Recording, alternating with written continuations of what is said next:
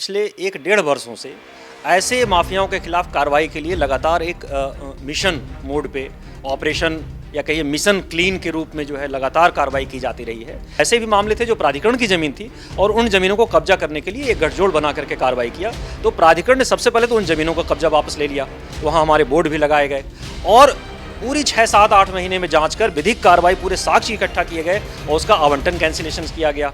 ऐसे दोषियों के खिलाफ एफआईआर दर्ज कराई गई। कुल 13 एफआईआर हुए हैं जो 24 लोगों के खिलाफ है और उस पर पुलिस विभाग जांच करके कार्रवाई की जा रही है।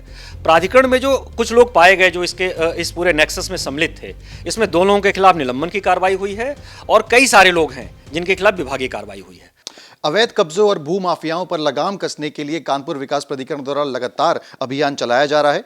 इसी क्रम में मिशन क्लीन के चलते कानपुर विकास प्राधिकरण द्वारा 13 एफआईआर दर्ज करी गई हैं उन लोगों के खिलाफ जो फर्जी दस्तावेज का इस्तेमाल करके सरकार और प्रशासन की जमीनों पर कब्जा करने का काम कर रहे थे। इस पर बात करने के लिए हमारे साथ मौजूद हैं कानपुर विकास प्राधिकरण के अपर सचिव गुणाकेश शर्मा। शर्मा जी, ये बताइए कि ये जो पूरा मामला है क्या डिटेल्स हैं इसकी और किन लोगों पर एफआईआर हुई है और कितने लोग इसमें नामजद हैं? जी, उपाध्यक्ष महोदय ने पिछले 1 डेढ़ वर्षों से ऐसे माफियाओं के खिलाफ कार्रवाई के लिए लगातार एक मिशन मोड पे ऑपरेशन या कहिए मिशन क्लीन के रूप में जो है लगातार कार्रवाई की जाती रही है। इसी में सेल विभाग में पिछले 6, 7 महीने से 8 महीने से इस पर लगातार एक गोपनीय इन्वेस्टिगेशंस चल रहे थे। लगभग 1991 से लेकर के पिछले 1 डेढ़ साल पुराने तक के मामले इसमें सारे स्क्रीन आउट किए गए, ऐसे जो भी मामले आ रहे थे और उसमें कई मामले पकड़ करके आए, कई प्रकार के मामले आए। जैसे कुछ मामले आप कह सकते हैं कि जो प्राइवेट लोगों के बीच थे, जैसे म्यूटेशंस का मामला, उसने किसी का नाम छुपा लिया, किसी के नाम अलग करके कर दिया, गलत तथ्य प्रस्तुत करके करा लिया। ऐसे मामलों में भी जाँच करके पाया गया कि ऐसे दोषी जो व्यक्ति जिन्होंने फर्जी किया था उसके खिलाफ एफआईआर हुई और रिकॉर्ड दुरुस्त कर लिए गए। ऐसे भी मामले पाए गए कि जिसमें किसी दूसरे व्यक्ति ने अपने नाम से रजिस्ट्री कराने का प्रयास किया, रजिस्ट्री करा लिया था, ऐसे भी रिकॉर्ड दुरुस्त किए गए, उनके खिलाफ एफआईआर कराई गई। कैसे ऐसे भी मामले थे जो प्राधिकरण की जमीन थी और उन जमीनों को कब्जा करने के लिए एक गठजोड़ बना करके कार्रवाई किया। तो प्राधिकरण ने सबसे पहले तो उन जमीनों का कब्जा वापस ले लिया, वहां हमारे बोर्ड भी लगाए गए और पूरी 6, 7, 8 महीने में जांच कर विधिक कार्रवाई पूरे साक्ष्य इकट्ठा किए गए और उसका आवंटन कैंसिलेशन किया गया।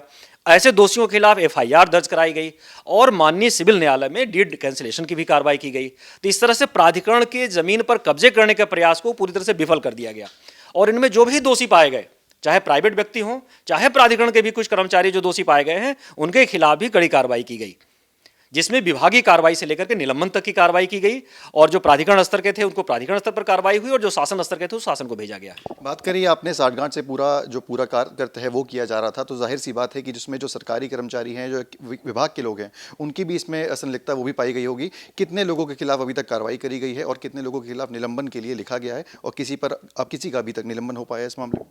जी, देखिए, कुल 13 एफआईआर हुए हैं जो 24 लोगों के खिलाफ है और उस पर पुलिस विभाग जांच करके कार्रवाई की जा रही है। प्राधिकरण में जो कुछ लोग पाए गए जो इस पूरे नेक्सस में सम्मिलित थे, इसमें 2 लोगों के खिलाफ निलंबन की कार्रवाई हुई है और कई सारे लोग हैं जिनके खिलाफ विभागीय कार्रवाई हुई है और गवर्नमेंट लेवल पर भी भेजे गए हैं। इसमें अनुचर हैं, लिपिक स्तर के हैं और उप सचिव, अनुसचिव स्तर तक के कर्मचारी अधिकारी सम्मिलित रहे हैं। ये मामला कब से कब तक का है? किन साल से लेकर कब तक ये जो पूरे मामले हैं ये आपके नोटिस में आए और कब से इसमें कार्रवाई शुरू हुई? देखिए, नोटिस में जैसे ही वी साहब ने आया था तो उन्होंने ऑपरेशन चलाया।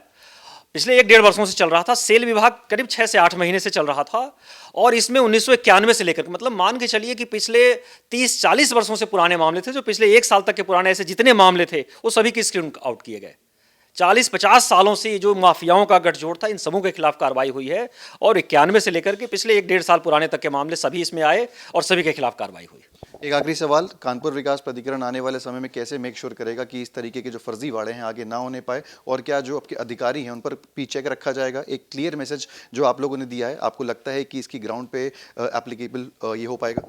जी, देखिए, उपाध्यक्ष महोदय इस मामले में बहुत ही सख्ती से कार्रवाई कर रहे हैं और आपने देखा होगा हम लोग पीस मिल में कार्रवाई न कर बहुत ही जांच परख करके पूरा साक्ष्य इकट्ठा करके पूरे साक्ष्य लेकर के, इसलिए देखिए कई मामले आजकल आप लोग पेपरों में पढ़ रहे होंगे, हर माध्यम से जान रहे होंगे कि माननीय न्यायालयों से हम लोग लगातार केस जीत रहे हैं क्योंकि हम लोग बहुत ही सबसे पहले साक्ष्य इकट्ठा करते हैं, पूरा इन्वेस्टिगेशंस करने के बाद और फिर कोर्ट में लड़ते हैं। इस कारण किसी भी माफिया को कोई राहत नहीं मिल रही है। इवन कई मामलों में माननीय न्यायालय द्वारा पेनाल्टी भी दंडित भी की गई है कि आपने गलत आपने रिट किया है, गलत मांग कर रहे हैं और प्राधिकरण अपने जमीनों को सबसे पहले जैसे ही पाता है कि इसमें कुछ सबसे पहले वापस लेता है, वहां बोर्ड लगा करके हम लोग अपने कब्जे में ले लेते हैं, जिससे प्राधिकरण को एक पैसे का भी नुकसान ना हो। और जो कर्मचारी वगैरह इसमें पाए जा रहे हैं उनके खिलाफ इतनी सख्त कार्रवाई की जा रही है कि किसी की हिम्मत ना हो कि इस तरह के गठजोड़ में सम्मिलित होने पाए। मैं आपसे काउंटर क्वेश्चन करूंगा। आपने बात करी कोर्ट से कि मुकदमे कैसे केडीए द्वारा जीते जा रहे हैं। अभी तक की बात करी जाए तो कोर्ट की तरफ से कितने की ज़मीन केडीए द्वारा खाली करवा ली गई है, जिस पे आगे अब योजना लाई जाएगी? जैसा कि जानते हैं, पिछले 1 से 1.5 वर्षों में उपाध्यक्ष महोदय के कार्यकाल की अगर बात करें, 1 डेढ़ वर्षों में लगभग 1000 करोड़ से अधिक की संपत्तियां खाली कराई गई है। इधर 1-2 महीने में हम लोगों ने लगभग 40-50 करोड़ से लेकर के 100 करोड़ तक की संपत्तियां खाली कराई है और लगातार इस पर लगे हुए हैं। बहुत सारे केसेस जो इस तरह के पहले लोग चलाते रहते थे और उसके बल पर पता नहीं क्या क्या करते रहते थे, उन सबों को पीछे हटा करके और माननीय न्यायालय में प्रभावी पैरवी कर प्राधिकरण अपनी जमीनें मुक्त करा रहा है। इन ज़मीनों का फ़ायदा आम जनमानस को मिल पाएगा? जैसा कि आप लोग जानते हैं कि इन्हीं सब कार्यों का परिणाम थे कि अभी 4-6 महीने पहले हम लोगों ने 1101 प्लॉटों का सौगात पूरे कानपुर वासियों को दिया था। उसके बाद हम लोगों ने 101 गैर आवासीय भूखंडों का दिया था, जिसमें स्कूल भूखंड थे, नर्सिंग होम थे, पेट्रोल पंप थे, कॉमर्शियल थे, इस तरह का दिए हैं।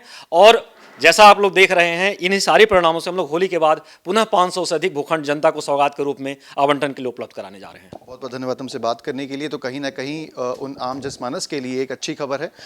जो जितने भी प्लॉट्स हैं, जितनी भी ज़मीनें हैं कानपुर विकास प्राधिकरण की, जिनको खाली कराया गया है, उनको आम जनमानस के लिए इस्तेमाल करा जाएगा। वीडियो जर्नलिस्ट अमित के साथ सिमर चावला, कानपुर।